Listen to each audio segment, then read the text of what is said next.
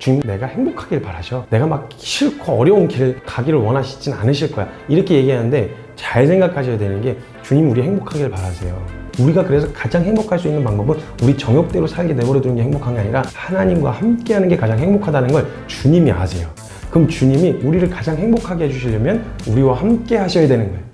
어디로 가느냐, 무엇을 하느냐에 대한 영역은 사실 주님의 관심 밖의 영역이라는 생각이 들었어요. 더 중요한 건 주님은 그것을 선택하는 의도와 중심, 이걸 가장 중요하게 보신다는 생각이 들거든요. 아브라함이 롯과 헤어질 때도 네가 좌하면 내가 우하고 네가 우하면 내가 좌한다. 이거는 좌우 어디로 가든지 상관이 없다라는 거예요. 왜냐면 아브라함의 부르심 자체가 말씀 따라가는 것 같고 하나님과 동행하는 것이 결론이었기 때문에, 문제는 주님이 그 상황에서 짚으시는 건 왜 그걸 선택했는지에 대한, 그러니까 나도 좋고 주님도 좋은 방법을 많이 선택하려고 하는데 내 육체의 정욕도 채우면서 주님도 따르는 그런 부르심은 성경 어디에도 없다는 거. 사실 이게 결론이죠. 저는 다윗의 열쇠 처음에 시작하라고 했을 때 하기도 쉽지가 않았었어요. 아무것도 없었거든요.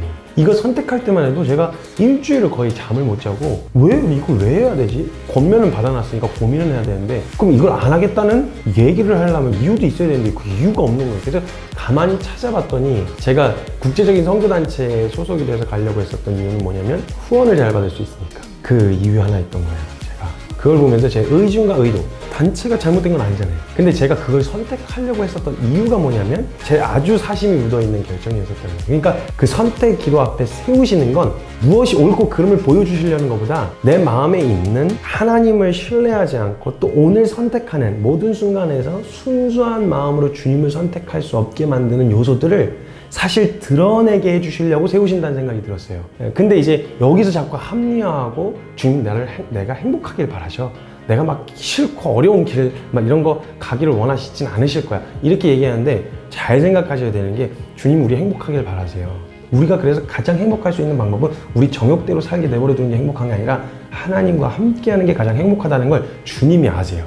그럼 주님이 우리를 가장 행복하게 해주시려면 우리와 함께 하셔야 되는 거예요. 함께 하시기 위해서 가장 먼저 하셔야 되는 일이 뭐냐면 죄에 대한 심판이었던 거예요. 그러니까 주님이 우리에게 가장 먼저 요구하시는 삶의 결정은 뭐냐면 자기를 부인하고 십자가 지고 나를 따르라 했어요. 만약에 나도 좋고 주님도 좋고 하는 길을 따라갔을 때는요, 그게 충돌을 일으키지 않는 한 괜찮아요. 예를 들면 부자 청년처럼 돈도 갖고 영생도 가질 수 있다 라고 생각하면 전혀 문제가 되어지지 않아요. 근데 반드시 이게 충돌을 일으키는 순간이 와요. 내 원함도 채우고 주님도 따른다라고 하는 절대 공존할 수 없는 두 개의 가치를 가지고 가는 건 사실 하나님의 뜻을 분별하려고 하지 않고 거기에 대해서 눈을 완전히 가리운 채로 내 원함에다가 하나님 말씀 끼워 맞춰가지고 억지로 끌고 가고 있는 중인지도 모른다는 거예요. 그럴 때는 조금 더 정확하게 서야죠. 차라리 연습해보는 게 좋아요. 나를 부인하고 하나님 말씀하시면 내가 원하지 않더라도 그 자리에 설 수 있겠다라고 하는 결정 다음에 분별을 해야 되는 거죠. 그렇게 하지 않으면 A라는 회사 들어가냐 B라는 회사 들어가냐 이런 거 가지고 고민하는 건 사실상 무의미해요.